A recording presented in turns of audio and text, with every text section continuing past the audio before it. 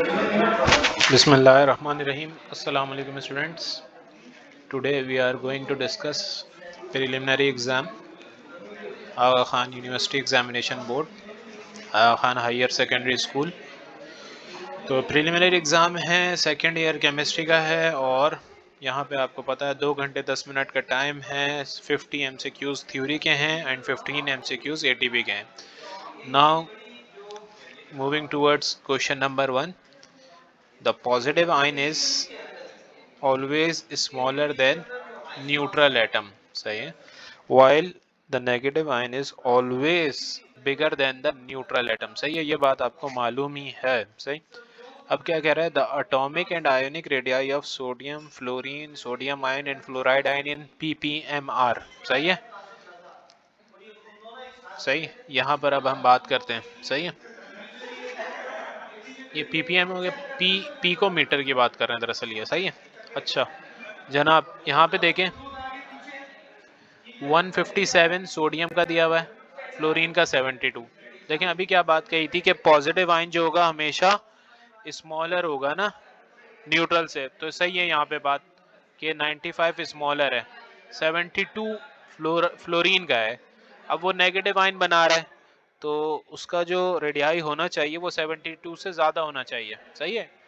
तो यहाँ तक ये बात सही है, हमें ये ऑप्शन सही लग रहा है। नीचे भी देख लेते हैं कोई ऑप्शन करेक्ट तो नहीं है। 157 95 ये दोनों हो गए, सही है, मगर 157 से 172 पॉजिटिव आयन बन रहा है और इसने साइज इंक्रीज कर दिया। यहाँ पे नेगेटिव आयन बन रहा है, साइज इंक्रीज, ये इस बात सही है, पर पॉजिटिव आयन वाली बात सही नहीं है। यहाँ पर आते हैं 72 से 136, 95 से 157, सही। तो यहाँ पर भी ये वाली बात गलत है। यहाँ पर आ जाते हैं, ये 136 और इसको डिक्रीज कर दिया 172, सही है। तो हमारे पास सिर्फ एक ही ऑप्शन बनता है, option A is correct. Next, pentavalence in phosphorus is more stable when compared to that of nitrogen even though they belong to the same group. This is due to dissimilar electronic configuration. देखें अगर valence की बात करेंगे तो valence तो इनके similar है, सही। आगे पीरियड नंबर तो जाहिर सी बात है दोनों का अलग होगा। अच्छा क्या कह रहा है, due to presence of vacant d orbitals, सही है। नाइट्रोजन में आपके पास डी ऑर्बिटल्स नहीं है, नाइट्रोजन का एटॉमिक नंबर 7 है, सही है, फास्फोरस का 15 है।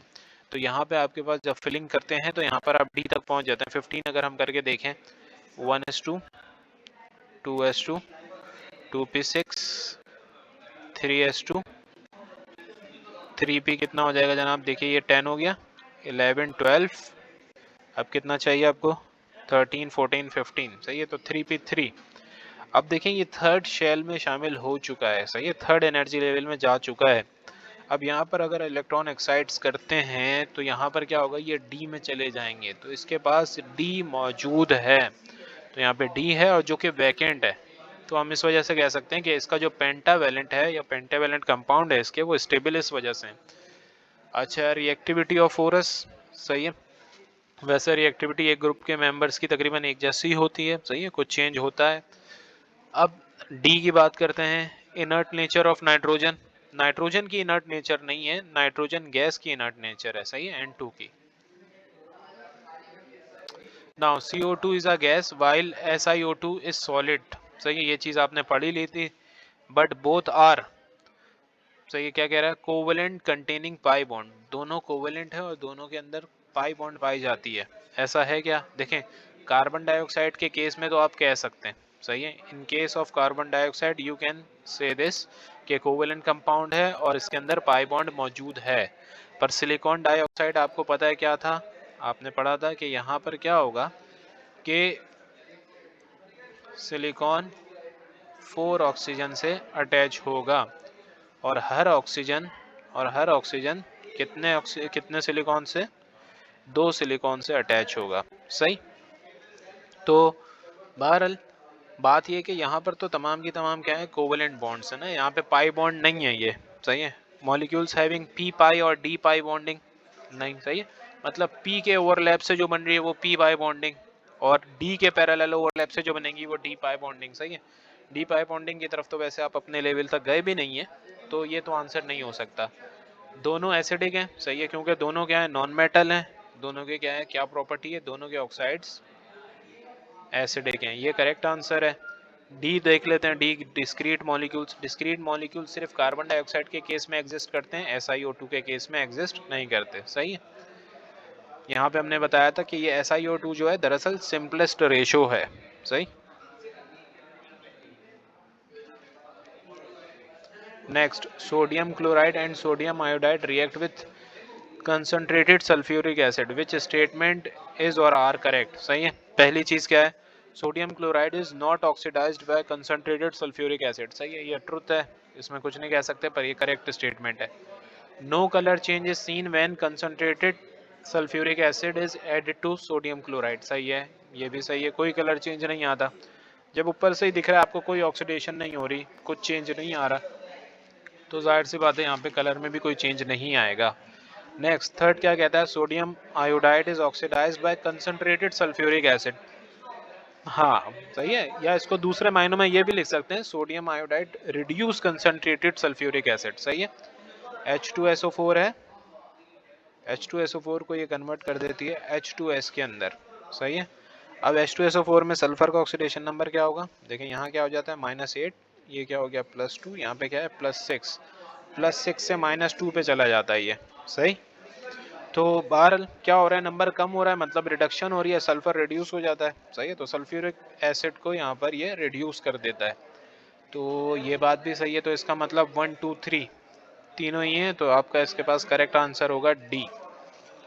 Next, question number 5, in electronic configuration of chromium 1 electron from 4s subshell is transferred to 3d subshell. ऐसा क्यों होता है, क्या कह रहा है, 3d is of lower energy than 4s। नहीं, ऑलमोस्ट इक्विवेलेंट होती है। 4s orbital is of equal energy to the, नहीं एग्जैक्टली इक्वल नहीं कहेंगे। सही। 6 unpaired electrons make chromium more paramagnetic. नहीं, क्या भी बनाए, पैरा बनाए या डाया बनाए, उससे फर्क नहीं पड़ता, ये चीज थी। Half filled d subshell is more stable than incomplete d subshell. सही है, तो D is the correct answer.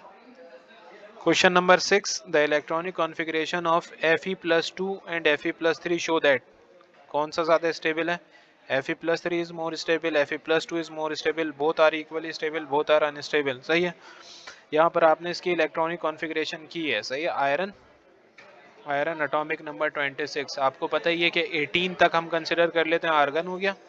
Argon के बाद क्या हो जाएगा, 4s2 3d, कितने बच गए, 3d4। सही है, इसका एटॉमिक नंबर 26 होता है, तो ये आपके पास 18 19 20, नहीं इसके अंदर हम क्या करेंगे, ये 6 करेंगे, इसको 6 आ जाएंगे, 6। अच्छा जनाब, Fe+2 की बात करते हैं। अगर जब इसमें आप Fe+2 करेंगे तो इसका मतलब 2 इलेक्ट्रॉन का लॉस होगा, और 2 इलेक्ट्रॉन का लॉस यहाँ से हो जाएगा। तो Fe+2 के केस में कॉन्फ़िगरेशन क्या बनेगी, आर्गन आर्गन 3d6। सही है। Fe+3 के केस में क्या हो जाएगा कि ये 2 इलेक्ट्रॉन तो जाएंगे ही जाएंगे, ये 6 में से भी एक इलेक्ट्रॉन चला जाएगा, तो क्या बनेगा, आर्गन 3d5। सही है। अब यहाँ पे क्या हो रहा है, ये डी हाफ फिल्ड हो रहा है, तो इसी वजह से यहाँ पे ferric is more stable than ferrous, तो correct answer is A. Question number 7 की तरफ मूव करते हैं। इन कॉम्प्लेक्स, सही है, एक ये आपको पता है यहाँ पे जो लिखा होगा वो सेंट्रल मेटल एटम कहलाता है, ये आपके पास लिगेंड्स कहलाएंगे। EN का मतलब यहाँ पे डिफाइंड है, इथाइलिन डायअमाइन। C2O4 आपको पता है ऑक्सिलेट आयन है। अब यहाँ पे आपसे क्या पूछ रहा है, कोऑर्डिनेशन नंबर और ऑक्सीडेशन स्टेट पूछ रहा है, किसकी, एलिमेंट E की।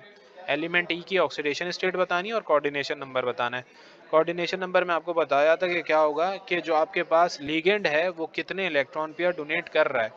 इथाइलिन डायअमाइन सबको ही मालूम है कि क्या है, CH2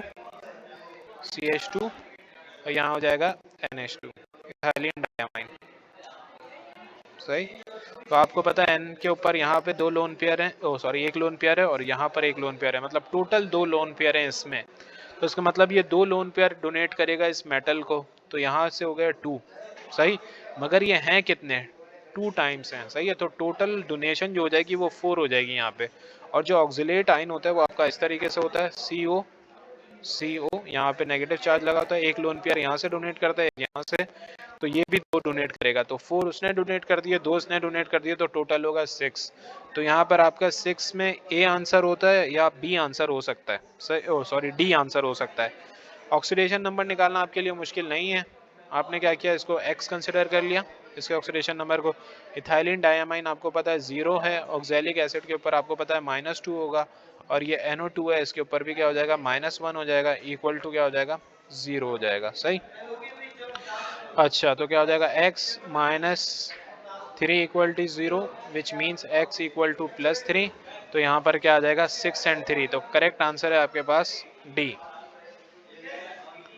next, the following diagram shows the shapes of complex with coordination number 4। सही है, कोऑर्डिनेशन नंबर 4 ये हमने डिस्कस किया था। हमने जब 2021 का सॉल्यूशन देखा था उसमें भी ये चीज़ देखी थी कि जिसका कोऑर्डिनेशन नंबर 4 होता है उनकी 2 शेप्स होती हैं, टेट्राहेड्रल होती है या स्क्वायर प्लेनर होती है। सही है, टेट्राहेड्रल के केस में क्या होगा, अच्छा यहाँ पे ये हाइब्रिडाइजेशन ही पूछ रहा है। टेट्राहेड्रल के केस में आप हमेशा से पढ़ते आए कि sp3 होगी। स्क्वायर प्लेनर नई चीज़ थी बहरहाल, फिर भी याद करना आपके लिए मुश्किल नहीं था, क्या होगा, sp2d या dsp2। सही, तो यहाँ पे करेक्ट आंसर है B। Okay, next question, the stages for the formation of coal are. सही है, PQRS, और फाइनल जो स्टेज है वो है T, यहाँ पर लिखी हुई। आपने बताना ये PQRST है क्या। तो देखें, सबसे पहले तो आपके पास वुड होगी ना, लकड़ी होगी, तो यहाँ पे जाहिर सी बात है, तो आपको बहुत ज़्यादा मुश्किल नहीं होगी इसको चूज़ करने में कि वुड है। बहरहाल स्टेजेस आप जहन में रख लीजिए, वुड के बाद होता है पीट, पीट के बाद लिग्नाइट, लिग्नाइट के बाद बिटुमिनस, और सबसे हार्ड कोल जो होता है वो आपके पास एंथ्रासाइड होता है। सही, तो करेक्ट आंसर है C। यहाँ पर आते हैं, आपने फंक्शनल ग्रुप डिटेक्ट करने कौन कौन से हैं। यहाँ पर देखें OH लगा हुआ है, मतलब अल्कोहल ग्रुप हो गया, डबल बॉन्ड है यहाँ पर मौजूद, क्लोराइड है, थायोल है, और क्या मौजूद है आपके पास, कार्बोक्सिलिक फंक्शनल ग्रुप मौजूद है। सही, अब यहाँ पे हो सकता है आपने ये क्वेश्चन सही कर दिया, ये ऑप्शन सही कर दिया हो कि alcohol, double bond, halide, thiol and then carboxylic. सही है, पर हेलाइड वाला करेक्ट नहीं होगा, क्योंकि यहाँ पे जितना करीब हो ना आपके आंसर, सही है, क्वेश्चन के जितना करीब हो वो करेक्ट काउंट होगा। तो यहाँ पे करेक्ट आंसर है C, that is alcohol, double bond, chloride, thiol and carboxylic. Okay, moving towards next question. The presence of double bond in a compound is the sign of, ये बहुत आसान है, unsaturation की अलामत है। Compound with the molecular formula C3H6O can show, क्या show कर सकता है भाई, पोजिशनल आइसोमेरिज्म, ज्योमेट्रिकल आइसोमेरिज्म या फंक्शनल ग्रुप आइसोमेरिज्म। अब देखें ये C3H6O बनता किसका फॉर्मूला, CnH2nO।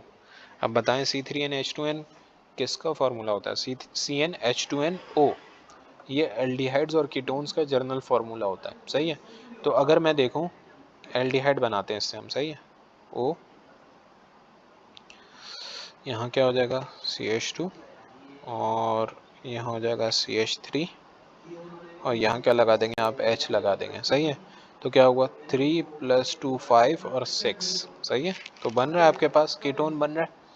अच्छा जनाब, ओ सॉरी, एल्डिहाइड बना है ना ये, तो कीटोन देखें, कीटोन बनेगा इसी का, CH3 CO CH3। सही है, तो बन रहा है, इस फार्मूले पे पूरा उतर रहा है, C3H6O। सही है, ये भी C3H6O है, ये भी C3H6O है। सही है, अब देखें सेम फार्मूला है मगर फंक्शनल ग्रुप डिफरेंट है, तो जाहिर सी बात है किस में लाई करेगा, फंक्शनल ग्रुप आइसोमेरिज्म में लाई करेगा। सही, मगर एक और चीज़ देख लेते हैं जनाब, इससे और क्या बन सकता है C3H6O से, इथर हो सकता है इससे, देखते हैं ज़रा, CH3 लगा देते हैं यहाँ पे हम, और क्या कर दिया यहाँ पे हमने CH2 CH3। सही है, तो 3 3 6 हो जाएगा ये। सही है, यहीं पर 6 हो जाएगा, 7 8 C3H8 बनेगा। सही है, तो यहाँ पर ये ईथर तो नहीं हो सकता, अल्कोहल हो सकता है इस तरीके का, सही है, नहीं हो सकता। सही है, अब एक और चीज़ देखते हैं कि यहाँ पे कहीं डबल बॉन्ड तो नहीं हो सकती, C 3 लगा दिया आपने, एक जगह आप लगा दें डबल बॉन्ड, सही है, और एक जगह आप लगा दें OH। अब यहाँ पे देखें वैलेंसी फुलफिल करने के लिए आप क्या लगा देंगे यहाँ पर H2, सही। यहाँ सेंटर वाले पे H आ जाएगा और यहाँ पे लास्ट में आपके पास एक H2 आ जाएगा, तो 2 3 4 5 6, सही है। डबल बॉन्ड भी है, OH ग्रुप भी लगा हुआ है और ये इस फार्मूले के ऊपर भी पूरा उतर रहा है C3H6O। अब देखें यहाँ पर जो है हम क्या कर सकते हैं जनाब, अगर डबल बॉन्ड को फिक्स भी रखें तो हम OH की पोजीशन को चेंज कर सकते हैं, OH यहाँ भी हो सकता है, सही है। तो इसके अंदर पोजीशनल आइसोमेरिज्म भी एग्जिस्ट करेगा। अब बात आ जाती है जो कि सर ज्योमेट्रिकल एग्जिस्ट करेगा या नहीं करेगा इसके अंदर। तो देखें अगर यही जो आपने अल्कोहल का दूसरा टाइप बनाया है CH double bond with CH2 और यहाँ पे आपने लगा दिया, इसको हम कर देते हैं CH3 और यहाँ का H हटा देते हैं और इसको हमने कर दिया OH, सही है। तो अब डबल बॉन्ड है, हमने बताया था डबल बॉन्ड के अराउंड अगर ये जो डबल बॉन्ड के दोनों कार्बन हैं इनके अराउंड जो है आपके पास जो ग्रुप्स लगे हों वो अलग होना चाहिए, मतलब ये XY हो, ये XY हो, ये दोनों सेम ना हो। ये दोनों सेम होंगे तो ज्योमेट्रिकल आइसोमेरिज्म एग्जिस्ट नहीं करेगा। तो चले मैंने अगर इसका ये वाला आइसोमर बनाया है तो इसमें देखें ये दोनों सेम होगा तो इसमें एग्जिस्ट नहीं करेगा। तो क्या फॉर्मेशन हो सकती है कि इसके अंदर एग्जिस्ट कर जाए, OH नहीं, देखें इसको हम ऐसे कर सकते हैं ना, ये जो OH है OH हम इस टर्मिनल वाले पे लगा देते हैं, ज़रा देखें ज़रा H3C C double bond CH OH और यहाँ पे आ गया H, सही है। तो अब देखें ये दोनों ग्रुप अलग हो गए, ये दोनों ग्रुप अलग हो गए, सही है, H लगा है और OH लगा हुआ है, तो इसके अंदर ज्योमेट्रिकल आइसोमेरिज्म भी एग्जिस्ट करेगा। तो इस फॉर्मूले के अंदर तीनों टाइप के आइसोमेरिज्म शो होंगे, positional, geometrical and functional group, सही है। तो option D is correct. Question number 12 था ये। Now we are going to move on question number 13। Question number 13. Which of the following terms best describe the pair of compounds shown in enantiomers, diastereomers और same compound? तो इसके अंदर बात देख लीजिए कि देखें यहाँ पर ये इसकी 3D रिप्रेजेंटेशन है और ये इसी की 2D रिप्रेजेंटेशन है, यहाँ पे जो लिखा है जिसको हम क्या कहते थे, फिशर प्रोजेक्शन। तो ये फिशर प्रोजेक्शन हमने आपको पढ़ाया था ऑनलाइन क्लासेस में भी, हमने देखा था कि हमने अपने काम को आसान करने के लिए कि बार बार 3D ड्रॉ ना करूं, 2D में ड्रॉ कर दूं आसानी से जल्दी से, तो इस वजह से ये जो होगा आपके पास सेम कंपाउंड हुआ। सेम कंपाउंड मतलब ये थर्ड है। तो अब यहाँ पर कौन सा ऑप्शन बनेगा आपके पास, third only, option number C, option C. Okay next 13 के बाद आते हैं 14 के ऊपर। क्वेश्चन नंबर 14 क्या कहता है, choose the term correctly describe relationship between two molecules. सही, अब यहाँ पर देखें ये ग्रुप क्या बन रहा है, aldehyde, and this one is ketone, सही है। कार्बन ऑक्सीजन डबल बॉन्ड मौजूद है, कार्बोनाइल हो गया, इसके आगे यहाँ पे कार्बन लगा हुआ है और यहाँ नीचे भी कार्बन मौजूद है, तो ये कीटोन ग्रुप हो गया और ये एल्डिहाइडिक ग्रुप हो गया, सही। अच्छा जनाब, अब यहाँ पे 14 में देखें हम तो इसका क्या आंसर हो सकता है भाई। देखें ये क्या है, एक दूसरे के आइसोमर हैं, number of carbon atoms count कर लीजिए, 1 2 3 4 5 6, सही है, 1 2 3 4 5 6, सही है। ग्लूकोज का फार्मूला आप लोगों ने पढ़ा हो देखा हो तो उससे देख के भी आप इसको फ़ौरन पहचान जाएंगे, सही है। बाकी OH काउंट कर लीजिए, 1 2 3 4 5, 1 2 3 4 5, देन H काउंट कर लीजिए, 1 2 3 4 5, सही है, 1 2 3 4 5, सही है। तो तमाम चीज़ें बैलेंस हैं, मतलब जितने कार्बन इसमें उतने कार्बन इसमें, जितना OH इसमें उतने ही OH इसमें, जितना हाइड्रोजन इसमें उतने ही इसके अंदर मौजूद हैं, सही है। अब इनके अंदर क्या चीज़ डिफरेंट है, फंक्शनल ग्रुप डिफरेंट है, तो ये फंक्शनल ग्रुप आइसोमर के अंदर तो आते ही हैं, सही। अब दूसरी चीज़ क्या है कि ये क्या है, एक दूसरे के स्ट्रक्चरल आइसोमर्स, सही है। दो टाइप्स पढ़ी थी हमने, स्ट्रक्चरल और स्टीरियो। तो ये जो आएंगे आपके पास स्ट्रक्चरल आइसोमर्स में आएंगे। तो यहाँ पे आपके पास 14 के अंदर जो करेक्ट आंसर है आपके पास ऑप्शन है जनाब सी। देखें स्ट्रक्चरल जो है वो जर्नल है, जर्नल टर्म है। स्ट्रक्चरल के अंदर एग्जिस्ट करता है फंक्शनल ग्रुप आइसोमेरिज्म। सही। अच्छा जनाब, question number 15, the number of chiral centres and number of possible isomers for the following molecule are. अब कायरल सेंटर्स देख लीजिए, ये वाला जो कार्बन है आपके पास, इससे ब्रोमीन अटैच है, इससे ये पूरा वाला पार्ट अटैच है। सही, ये अलग पार्ट हो गया पूरा, ये अलग पार्ट हो गया। सही है, और क्या अटैच होगा इसके साथ? हाइड्रोजन अटैच होगा। सही है, तो चारों ग्रुप अलग हो गए, तो ये कायरल है। इसी तरीके से इस वाले कार्बन को देखेंगे, ब्रोमीन अटैच हो गया, उससे मिथाइल ग्रुप अटैच हो गया, और ये पूरा वाला पार्ट अलग हो गया। सही है, और इससे हाइड्रोजन अटैच हो गया। तो ये 2 कायरल कार्बन इसके अंदर मौजूद हैं। अब हमने देखा था कि नंबर ऑफ आइसोमर्स कितने पॉसिबल होंगे, तो हमने देखा था कि जितने सेंटर होंगे उसकी पावर आपने 2 की पावर के फॉर्म में ले लेना है, 2 की पावर n। तो 2 की पावर 2 क्या हो जाएगा? 4। तो यहाँ पे पॉसिबल आइसोमर्स बनेंगे इसके 4। तो करेक्ट आंसर है बी, 15 में बी। नेक्स्ट,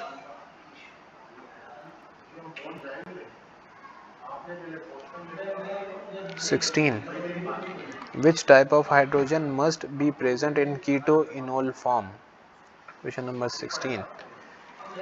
अच्छा भाई, कीटो-इनोल फॉर्म के लिए क्या चीज़ होना ज़रूरी है? 16 के अंदर अल्फा कार्बन होना, अल्फा हाइड्रोजन होना ज़रूरी है। सही है।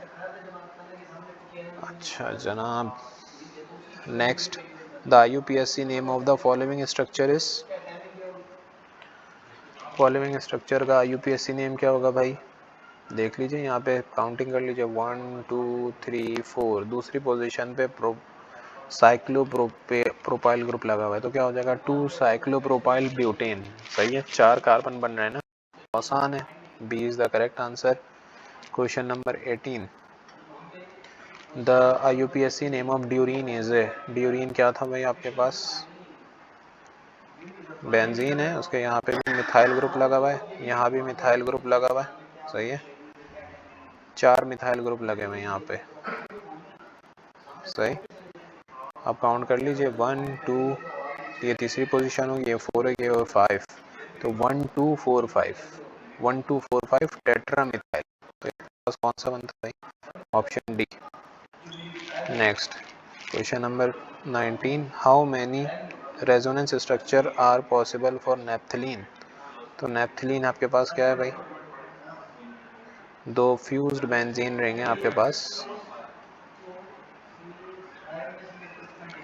तो इसका देख लीजिए क्या बनेगा भाई। यहाँ पर ये आ गया, ये आपने एक के अंदर ड्रॉ कर दिया, और एक के अंदर क्या हो जाएगा, यहाँ पर ये इस तरीके कार से आ जाएंगे। अब क्या कर देते हैं, अगले में हम शिफ्टिंग कर देते हैं।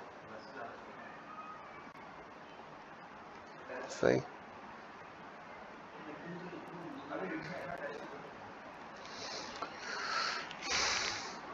इन्हीं को चेंज कर दीजिए। सही है, क्या हो जाएगा, एक यहाँ पे कर दिया आपने, और यहाँ पे कर दिया आपने, फिर यहाँ पे कर दी, और यहाँ पे फिर पाई बैंड कर, ये दोनों ऐसे ही रहेगा। सही है। अच्छा जनाब, यहीं पे मत कर दीजिएगा। सही है, एक ही साइड के ऊपर दोनों डबल बॉन्ड नहीं होंगे। सही है। दूसरा आपका रेजोनेंस ये हो गया, तीसरा रेजोनेंस क्या हो सकता है?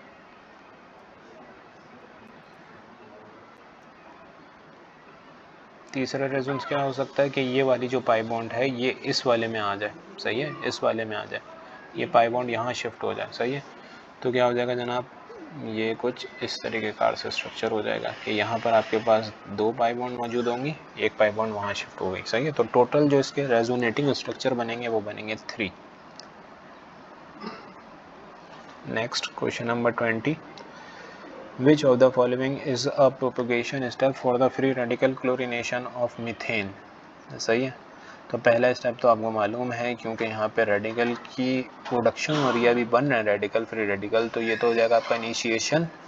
यहाँ पर क्या हो रहा है, 2 फ्री रेडिकल आपस में मिल रहे हैं, ये टर्मिनेशन है। यहाँ पर भी 2 फ्री रेडिकल आपस में मिल रहा है, टर्मिनेशन है। यहाँ पे क्या हो रहा है, फ्री रेडिकल मॉलिक्यूल से कंबाइन होके एक मॉलिक्यूल फॉर्म कर रहा है, और एक फ्री रेडिकल भी प्रोड्यूस हो रहा है। ये आपके पास है प्रोपोगेशन स्टेप। सही है। Next, N unsaturated compound X, उसकी ओजोनोलाइसिस हो रही है, वो दे रहा है compound A। Compound A when warmed with ammoniacal silver nitrate gives a bright silver mirror, सही है, मतलब टॉलेंस टेस्ट है जिसको आप कहते हैं, along the sides of the test tube the unsaturated hydrocarbon is, सही है।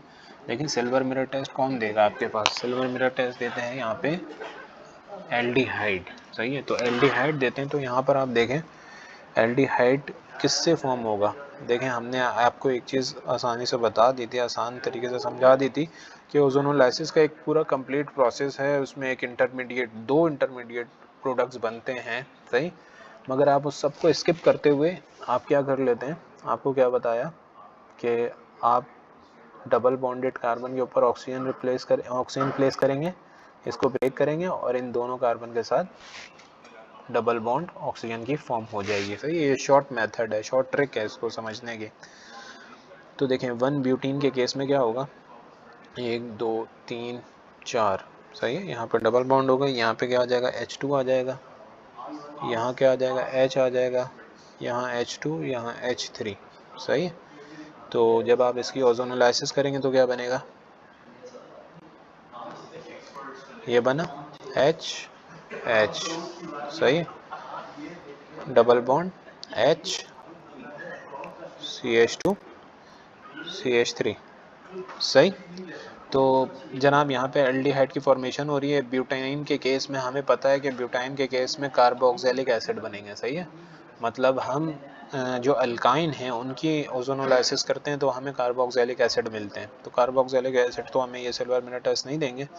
इसी तरीके से 2 ब्यूटाइन का केस तो हम इसको इग्नोर करेंगे, सही है। अब यहाँ पर आते हैं 2 ब्यूटीन के केस में कह रहा है, सही है, 2,3 डाइमिथाइल 2 ब्यूटीन, सही है। तो 1 2 3 4, 4 बनेगा। दूसरे पे ब्यूटीन कह रहा है तो हमने यहाँ पे डबल बॉन्ड लगा दिया, सही है। 2,3 डाइमिथाइल मतलब दूसरे पे, सही है, यहाँ पे हमने लगा दिया CH3, सही। 3 पे भी हमने लगा दिया CH3, सही है। अब देखें यहाँ पर क्या हुआ, ये CH3 हो जाएगा, ये भी CH3 हो जाएगा।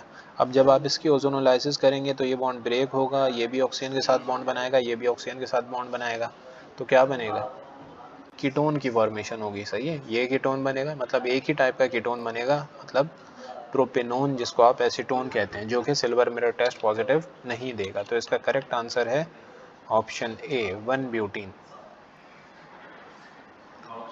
Next, which of the following reagents can be used to distinguish between 1 butyne and 2 butyne? सही है, क्या यूज़ करेंगे, मैं बता देता हूँ आपको, सोडियम अमाइड यूज़ करेंगे। क्यों सर, ये आपको कैसे पता चलेगा, डायरेक्ट क्यों बता दिया, क्योंकि देखें यहाँ पर हम बात कर रहे हैं टर्मिनल अल्काइन की।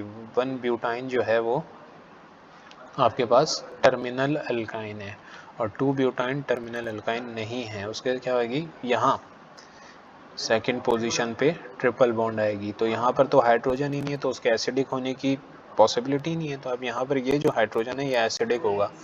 तो ये चीज़ हमने उस वक्त भी डिस्कस की थी कि जो आपके पास टर्मिनल अल्काइन है हम उनको कैसे डिटेक्ट कर सकते हैं दूसरे अल्काइन से डिस्टिंग्विश करने के लिए, सही है।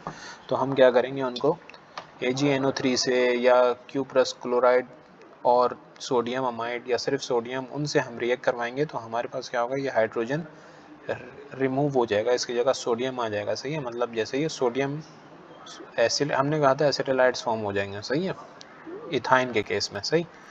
तो बहरहाल सीधी सी बात ये कि ये सोडियम रिप्लेस हो जाएगा, इसके केस में यहाँ पे एसिडिक हाइड्रोजन है ही नहीं, तो यहाँ पे कोई रिएक्शन नहीं होगा। अच्छा जनाब, the correct decreasing order of heat of combustion of higher to, अच्छा हायर टू लोअर जाना है आपने, ऑफ द फॉलोइंग कंपाउंड्स। तो यहाँ पे देखें आपको क्या दिया हुआ है, ये है इथेन, ये है इथीन, ये है इथाइन। हमने क्या बताया था कि हीट ऑफ कंबशन किसकी ज़्यादा होगी, सही है, जिसमें कार्बन एटम ज़्यादा होंगे, सही है। अब कार्बन एटम सबके अंदर बराबर हैं, फिर क्या करें सर, फिर हमने देखा था कि हमने देखते हैं कि यहाँ पे जो आपके पास कार्बन सेम है तो मतलब कार्बन डाइऑक्साइड की अमाउंट सेम प्रोड्यूस होगी सब में, सही है। अब हाइड्रोजन अलग अलग है, सही है। तो क्या होगा, यहाँ पर हाइड्रोजन सबसे ज़्यादा किसके अंदर है, अल्केन के अंदर है ना। तो जितने ज़्यादा हाइड्रोजन होंगे उतने ज़्यादा अमाउंट ऑफ वाटर प्रोड्यूस होगा, सही है। तो जितना ज़्यादा प्रोडक्ट होगा उतनी ज़्यादा हीट ऑफ कंबशन होगी। तो इसके केस में सबसे ज़्यादा अल्केन, फिर alkyne, then alkyne.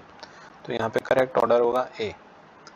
Next question number 24, which is the correct order of reactivity, most reactive to least reactive towards electrophilic aromatic substitution. देखें यहाँ पर इन सब में आप अगर देखें और करें तो ये है CO2H, ये क्या बना, CO2H क्या है, दरअसल ये है COOH, बेंजोइक एसिड बना ना, मतलब कार्बोक्सिलिक ग्रुप लगा हुआ है, ये कार्बोक्सिलिक ग्रुप है, ये कार्बोक्सिलिक ग्रुप हो गया।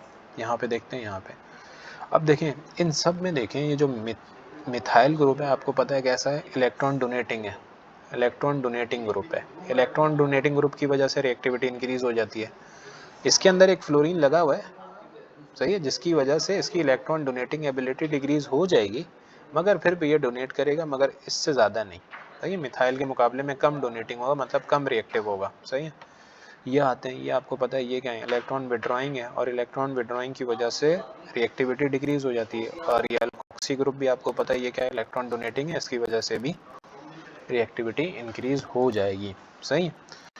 अब हमें वैसे तो नहीं पता कि हमें न्यूमेरिकल वैल्यू नहीं पता ना कि इसकी रिएक्टिविटी और इसकी रिएक्टिविटी का क्या कंपैरिजन होगा, मगर हमें एक चीज़ पता है कि इन सब में रिएक्टिविटी डिग्री सिर्फ इसके केस में होगी, COOH के केस में।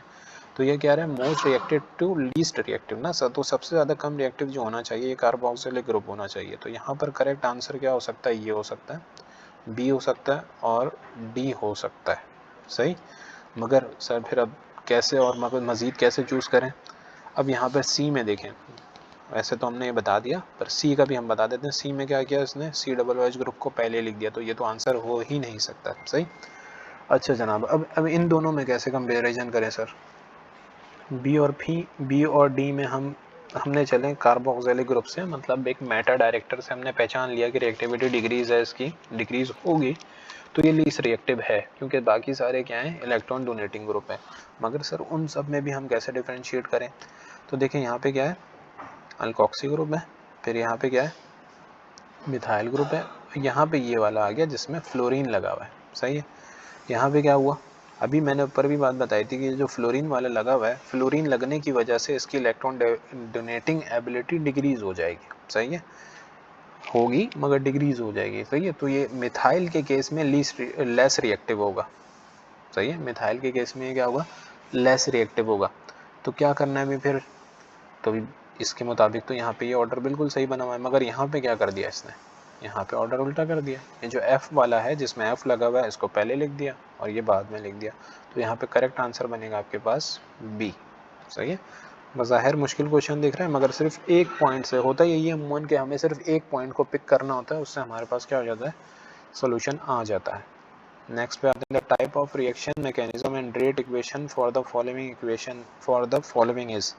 सही, तो क्या हो रहा है जनाब, यहाँ पे -Cl नेगेटिव, मतलब क्लोराइड निकल रहा है यहाँ से, फिर क्या बन रहा है, कार्बोकैटाइन बन रहा है, कार्बोकैटाइन बन गया तो फिर यहाँ पे वाटर क्या कर रहा है, न्यूक्लियोफाइल के तौर पे बिहेव करते हुए इसमें से हाइड्रोजन को रिमूव कर रहा है, हाइड्रोजन को रिमूव करके हाइड्रोनियम आयन की फॉर्म में यहाँ से चला जाएगा, और यहाँ पे क्या हो रहा है, डबल बॉन्ड फॉर्म हो रही है, सही। अब जाहिर सी बात है, आपको पता है कि एटम्स का रिमूवल हो और डबल बॉन्ड फॉर्म हो तो ये किस टाइप में आ जाएगा, एलिमिनेशन में आ जाएगा, सही है। आपने मैकेनिज्म और रेट इक्वेशन बताना है इसके, तो सब्सटीट्यूशन रिएक्शन तो नहीं हो सकता, तो ए और बी तो गलत है, सही है।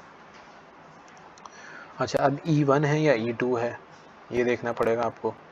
देखें यहाँ पर क्या हो रहा है, पहला स्टेप ये फर्स्ट स्टेप है और ये सेकंड स्टेप है। सेकंड स्टेप पे क्या लिखा हुआ है, फास्ट लिखा हुआ है, फर्स्ट स्टेप स्लो है, तो रेट आपके ऊपर रेट आपका किसके ऊपर डिपेंड कर रहा होगा, it only depends upon the concentration of alkyl halide. तो यहाँ पे क्या होगा दरअसल, E1, सही है, E1। हमने क्या पढ़ा था क्लास में, हम कहते थे कि हम इसको कहेंगे सिर्फ यूनिमोलिकुलर एलिमिनेशन रिएक्शन। इसका मतलब है कि जो रेट है वो सिर्फ एक ही मॉलिक्यूल के ऊपर या एक ही मॉलिक्यूल की या एक ही सब्सटेंस की कंसंट्रेशन के ऊपर डिपेंड करेगा। ओके ना, question number 26, in the reaction sequence, सही है, यहाँ पे आपको अल्केन दिया हुआ है, अल्केन से कुछ प्रोडक्ट ए बन रहा है फिर बी बन रहा है, बोला an product is an unsaturated hydrocarbon, identify the nature of the reaction in the 2 steps. मतलब अभी आपके पास अनसैचुरेटेड हाइड्रोकार्बन क्या बना होगा, अल्कीन ही बना होगा, सही। वो कैसे बन गया, तो पहले स्टेप में हमने क्या किया होगा, पहले स्टेप में हमने क्या होगा, फ्री रेडिकल सब्स्टिट्यूशन, मतलब हमने इसकी क्लोरीनेशन कर दी या ब्रोमिनेशन कर दी। ब्रोमिनेशन करेंगे फिर उसके बाद उसमें से क्या निकाल लेंगे, HCl या HBr रिमूव कर देंगे, तो क्या होगा फिर एलिमिनेशन होगा। तो इसका करेक्ट आंसर है बी। ओके स्टूडेंट्स, इंशाल्लाह नेक्स्ट क्लास में बाकी क्वेश्चंस को भी गो थ्रू करेंगे। अब तक के लिए यहीं तक रखें चीज़ों को, इंशाल्लाह we will discuss it again. तब तक के लिए अल्लाह हाफिज़।